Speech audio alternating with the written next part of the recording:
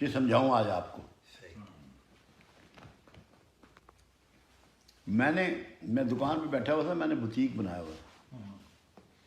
ایک بڈھا آ گیا باہر مانگنے والا. میں نے لڑکے کو جو دکان کا تھا نا, وہ حافظ قرآن تھا, میں نے کہا 100 روپے دیا. گیا اور واپس آ گیا. کہنا میں اسے جانتا ہوں, یہ مستحق نہیں ہے, یہ مستحق نہیں ہے. میں نے کہا تو پیسے تو دے آنا پہلے, پھر تجھے بتاتا ہوں. بات یہ ہے فاروقی, اللہ کے رسول کی مسلم اور بخاری کی حدیث ہے,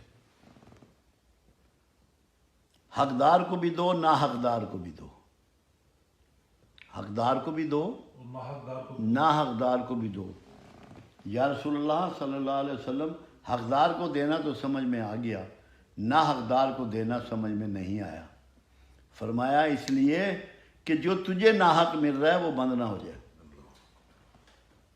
آپ میں سے کون ہے جو حق ادا کر رہا ہے اس کو مل رہا ہے؟ وہ تو کہتا ہے ما قدر اللہ حق قدری والارض جميعا قبضته. کسی نے میری قدر ہی نہیں کی, حق ہی نہیں ادا کیا. ہم تو سر اس میں پھر مل تو رہا ہے. ہاں ہاں ہاں, یہ نہ بند ہو جائے. واہ واہ واہ, سبحان اللہ سبحان اللہ. جب میں نے یہ حدیث پڑھی نا, سبحان اللہ سبحان اللہ, میرے پاس اتنی لسٹیں تھی بیواؤں کی, یتیموں کی, غریبوں کی, اپنے علاقے کی, جو ہم کرتے تھے. میں نے سب کو آگ لگا دی. میں نے کہا اب ہم نے چھانٹی نہیں کرنی ہے, چھانٹی چھوڑ دی.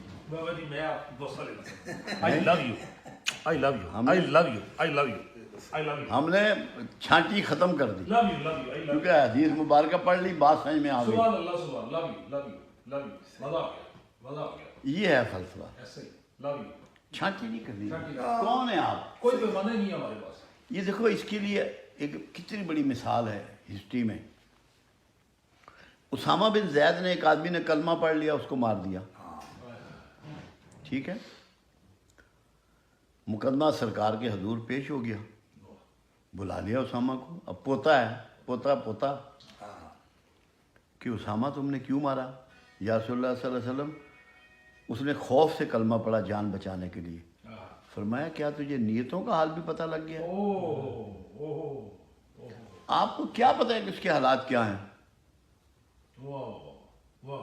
بس بے شک بے شک, ماشاء اللہ.